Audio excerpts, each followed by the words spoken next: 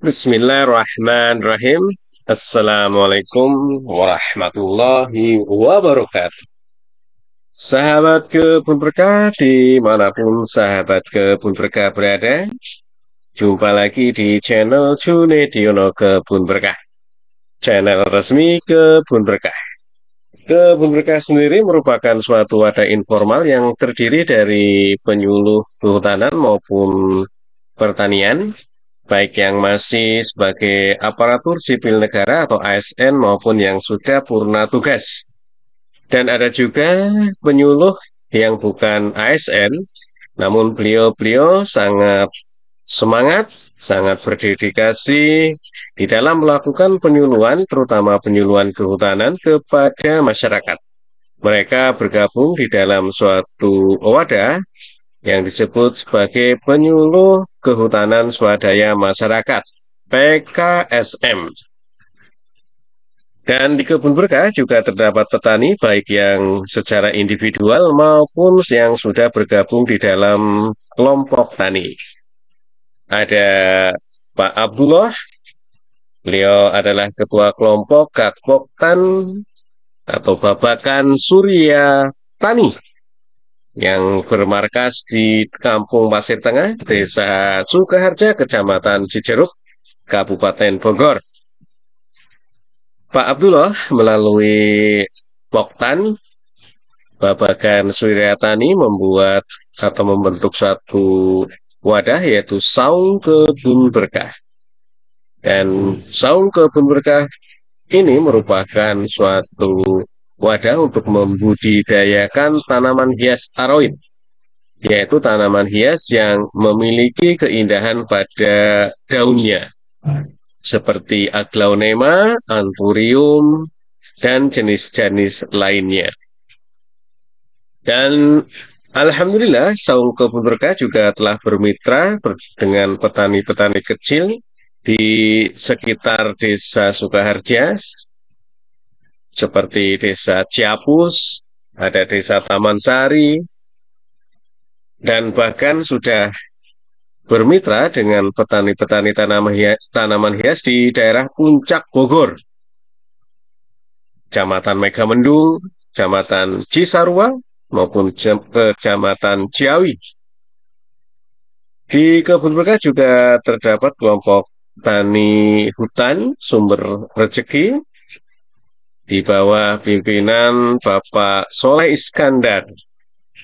Kelompok tani hutan sumber rezeki melakukan pengelolaan lahan dengan menanami tanaman-tanaman kehutanan dengan pertanian, atau kita sebut dengan istilah agroforestry.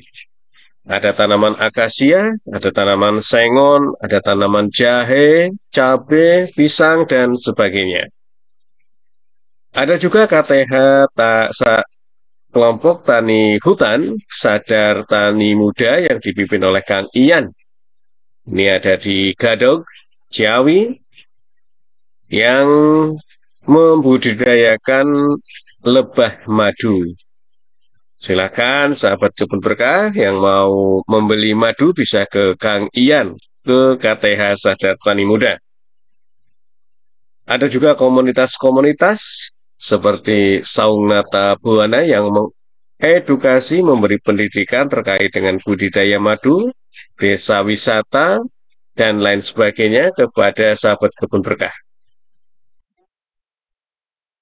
Baik, sahabat Kebun Berkah, kita akan berbincang di lokasi kebunnya Pak Sudiono ya. Beliau adalah Ketua Kelompok Tani Kencono Mukti, Desa Langgran, Kecamatan Patuk, Kabupaten Gunung Kidul, Provinsi Daerah Istimewa Yogyakarta. Saya dan Pak Sudiono berkeliling di kebunnya yang luar biasa luasnya ya, kurang lebih 20-an hektar ya. Dan bisa bertambah.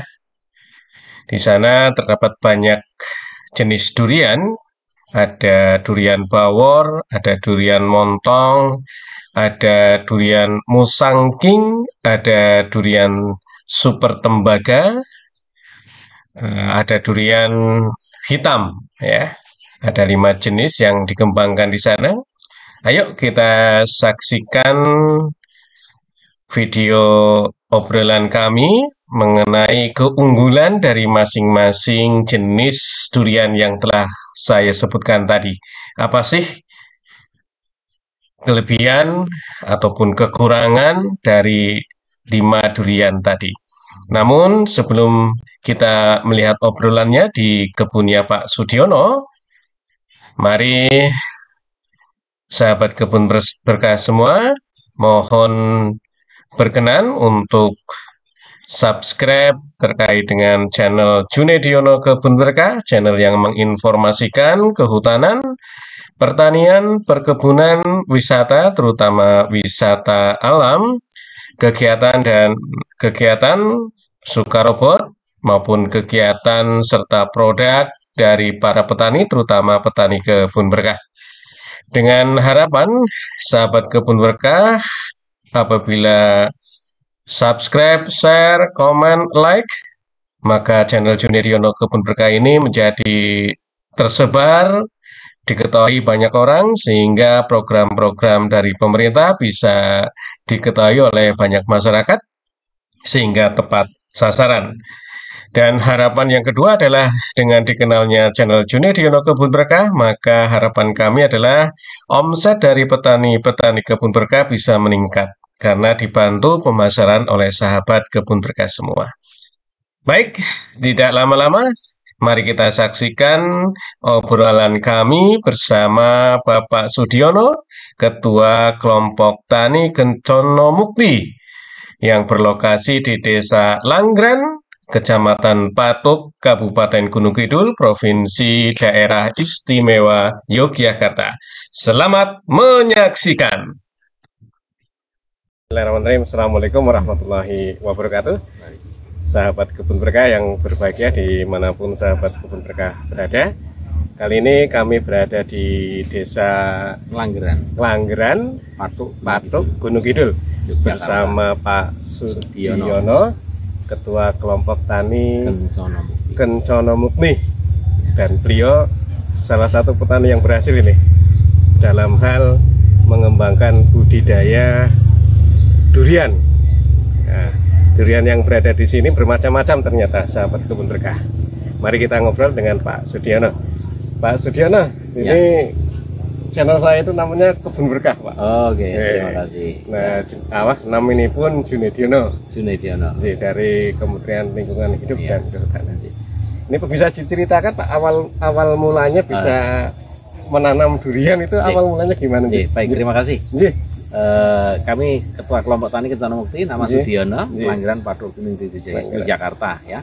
Jadi awalnya sini itu tanah kering tandus, Pak. Yang tidak cocok untuk pertanian ya, tapi kemudian kita punya potensi alam, kemudian kita garap ya, melalui bantuan dari pemerintah, ya, Kementan juga. Kemudian kita coba dengan menanam durian seperti ini ya. Ini kita tanam pada tahun 2012. 2012. Berarti sudah hampir 2012-an ya. 12-an betul. Ya, 12 tahun. Ya.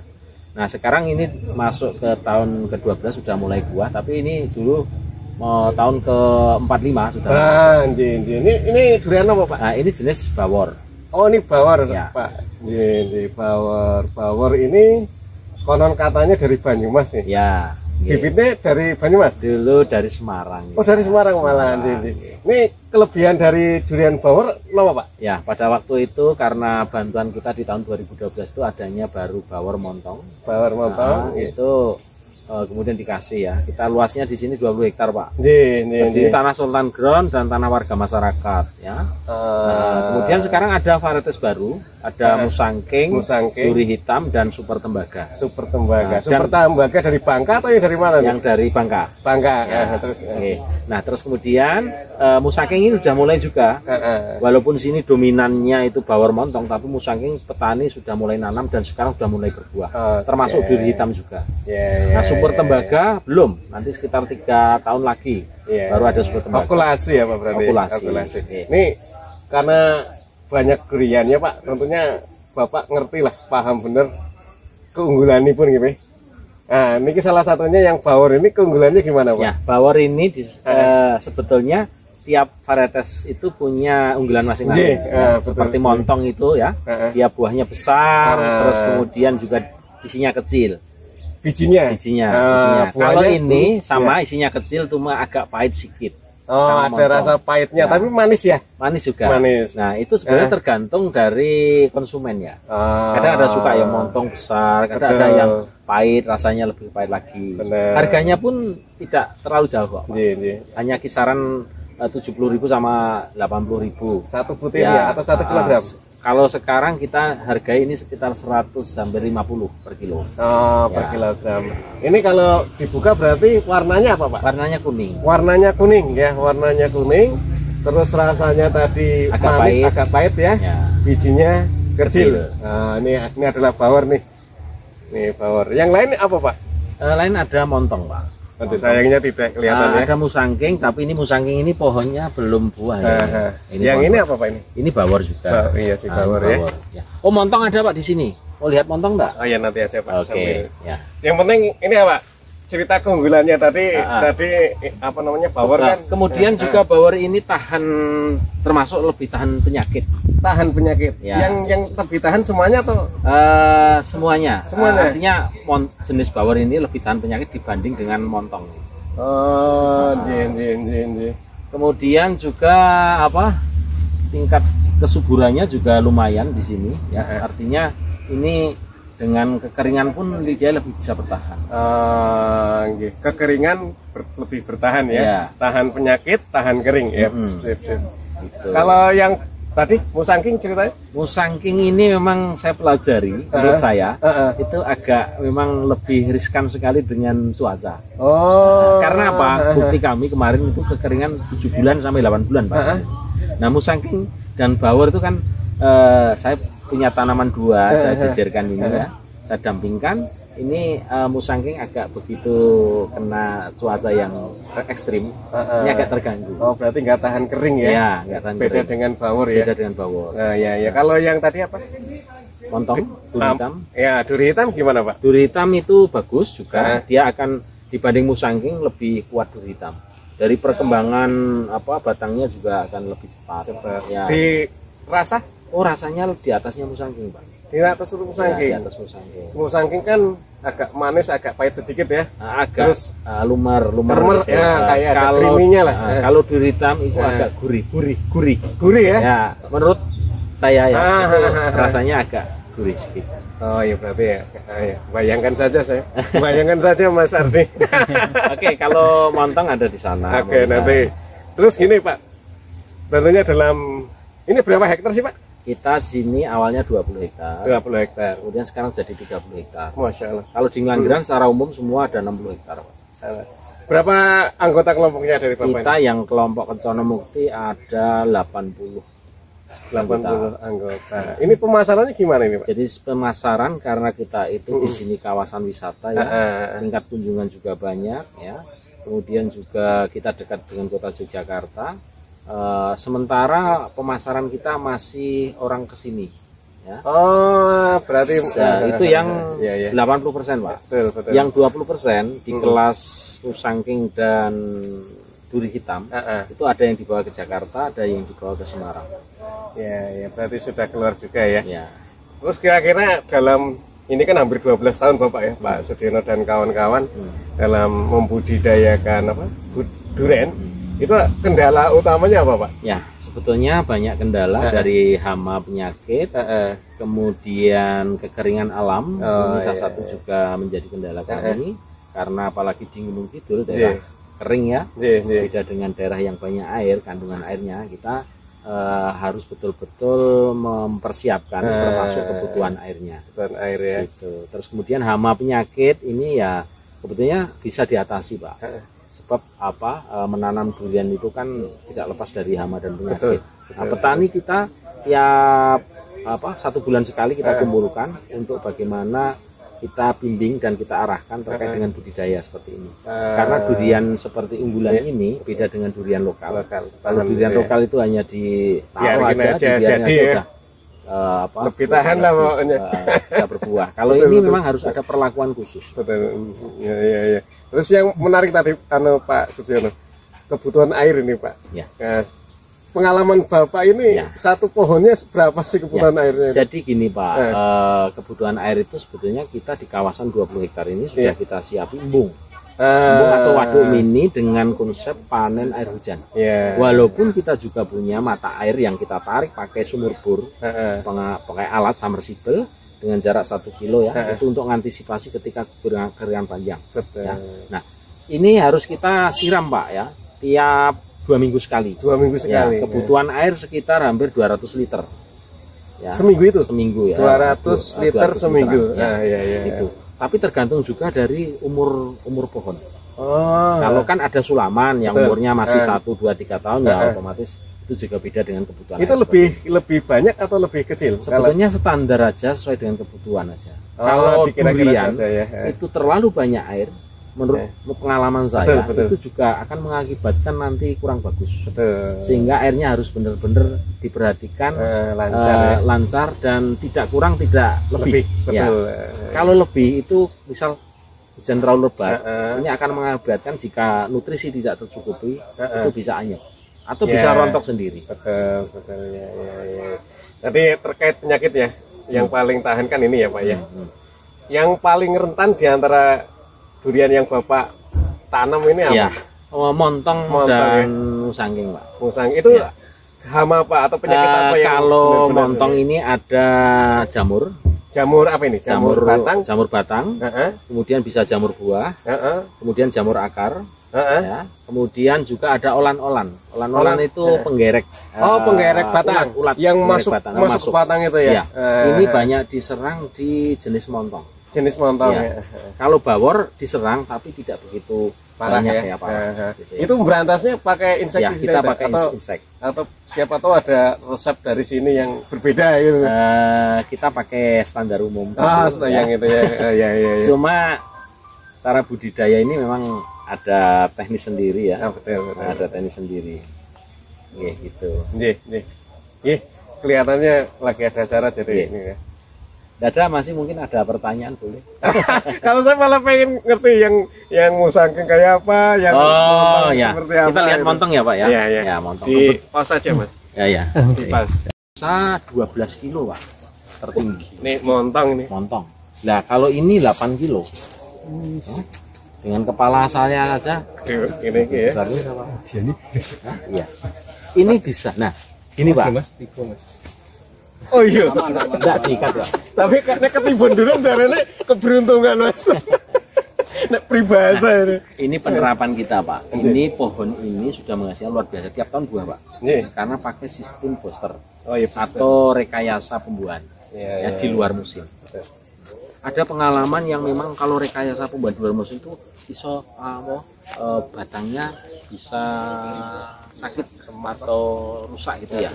Sebetulnya enggak, tergantung bagaimana kita mensikapi kebutuhan nutrisi di pohonnya.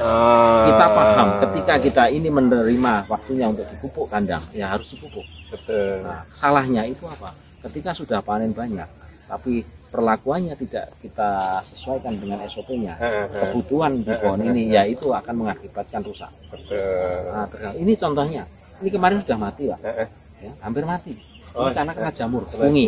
Ya, nah ini contohnya ya, jamur ini kena jamur kemarin, termasuk di akar juga. Nah ini ada perlakuan khusus dari petani kami, yang maksimal di sini ya. Kemudian ini bisa terselamatkan dan sekarang bahkan bisa buah hampir tiap tahun. Saya masih bingung beda ininya Pak tadi Pak. Apa? Hampir sama ini daunnya. Oh ya, kalau bawor montong ini agak besar, ya. Agak besar gini Pak. Kalau bawor itu bulat tapi kecil. Oh iya bulat bener. Nah, ini montong. Bawor sama kromo bedanya apa Pak? Kromo apa Mas kromo? Kromo itu yang pertama menemukan, makanya kromo apa namanya itu? Itu sama dengan bawor gak sih? Yang menemukan Oh, yang menemukan saja. Itu Mbah Kromo kalau Iya, nggak betul. salah. Semeranjan, Yang di Pak. Purbalingga apa? Semeranjan. Iya. Daerah situ lah. Ya, yang ternyata dikembangkan di sini kan cukup Iya. bagus lah, terus minatnya cukup besar. Dibanding montong ini sekarang udah mulai secara grafiknya udah turun, Pak. Kalau bawor masih bertahan walaupun masih ada cangking dari hitam, tetap bawor itu masih bertahan. Iya, nih daunnya kayak gini sih. Beda ternyata. Matur nuwun Mas Kepala Balai ini. Beda ya ternyata. Lebih pendek, Kecil.